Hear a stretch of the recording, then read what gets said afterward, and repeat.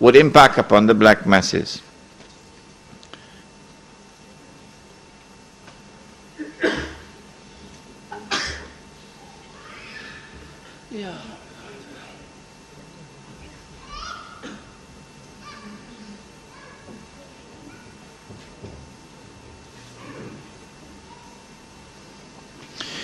America and Britain are all capitalist states.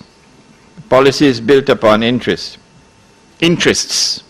Regarding Israel, it has always been a tool of the capitalist state. It derives its legitimacy and strength from these states. Israel and Jews are cowards. How can Israel take on the Muslims? Isn't it the US, with its build-up of troops, that is preparing to take on the Muslims? My answer is, wait and see. Wait and see. I have used the hadith to describe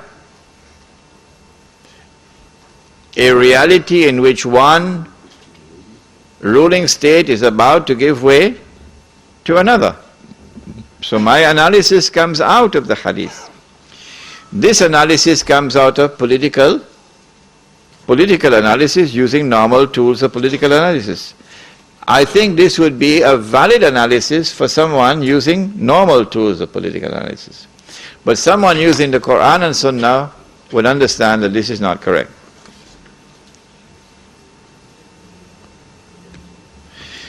In your booklet, you've only talked about the Middle East. When will the situation in the Indian subcontinent? What about the situation in the Indian subcontinent, South Asia and Central Asia? This is not correct. In my booklet, I said that the United States could not have been attacked on September the 11th unless you had first put in place a government in Islamabad.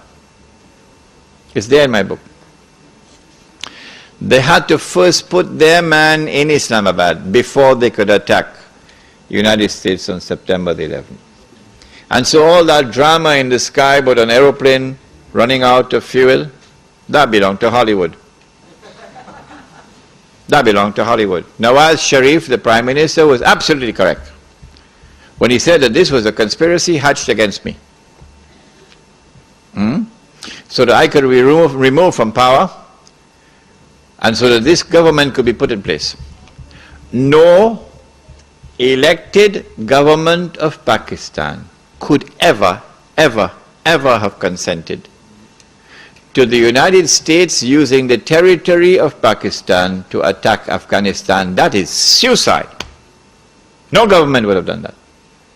Not even the worst government of Pakistan would ever have done that.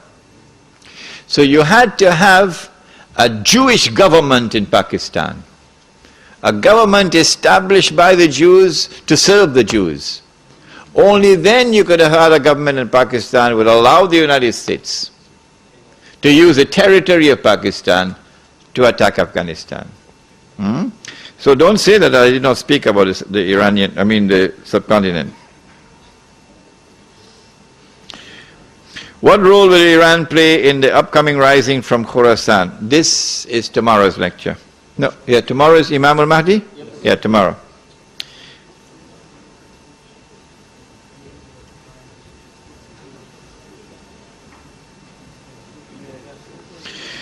If the state of Israel will be dominant over the whole world, will it be without anyone's help?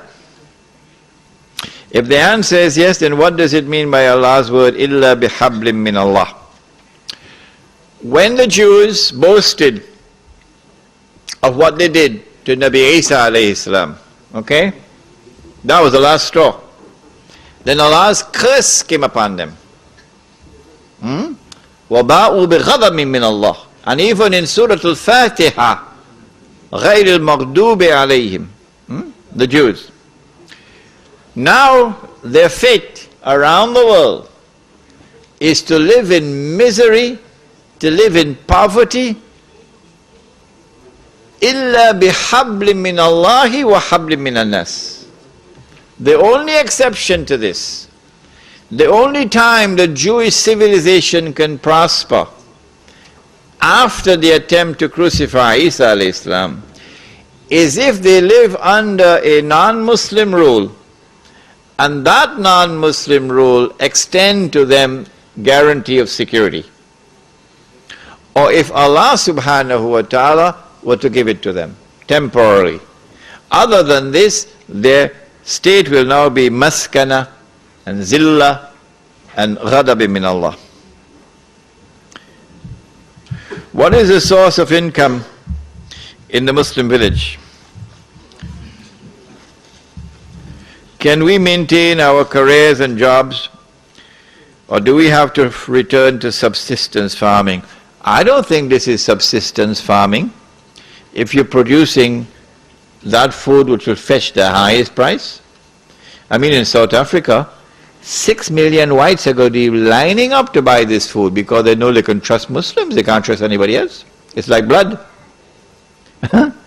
When they want blood, the best blood you can get is Muslim blood. I mean, full-time Muslim, not part-time. So the food which will be produced by the Muslim village will fetch the highest price. This is not subsistence farming. But I've mentioned that in addition to farming, food crops and dairy farming, the village must also have its own industry. We can have cottage industries like batik in Indonesia, cottage industries. I mean, there are some Muslims, not the Malay, but the Indian Muslim, Pakistani Muslim. I mean, he's been given a special talent for computer software engineering. You go down to Silicon Valley in San Francisco. You know how many Hindus, Indians are out there? The place looks like Little India. Huh? Silicon Valley looks like Little India because, of course, the Hindus are the ones who have taken the market. But it's also because of a special aptitude that Allah has given to a people. Wallahu ambatakum min al-ardi nabata. Allah has caused you to emerge from the earth like trees and plants, and some trees are for timber, some are for shade, some are ornamental. So these are people who have been endowed the aptitude for this kind of work. Inna sa'ayakum la shatta, another ayah. So why can't we, from the Muslim village, why can't we have software engineering companies operating out of the village? Huh? How can we implement Islam in this country? How can we apply two systems in one country? In your Islamic village, will we have the power to set up political, economic and judicial institutions? What will the Australian government have to say? This is Australia, but we already have a case study of Hamas in Syria in 1982. The answer is, so long as you do not threaten the state, and so long as you enforce the Quran and the Sunnah, you have one more actor in the equation now. And that actor is fa'alul lima yurid. He has the power to do whatever he wants. That actor is Allah subhanahu wa ta'ala. And in Surah Al-Kahf of the Quran, He has declared that if you disconnect, يَنْشُرْ لَكُمْ رَبُّكُمْ مِرَحْمَتِهِ, He will shower you with His rahmah. If, however, the government, not necessarily Australia, the government comes after you even in a remote village,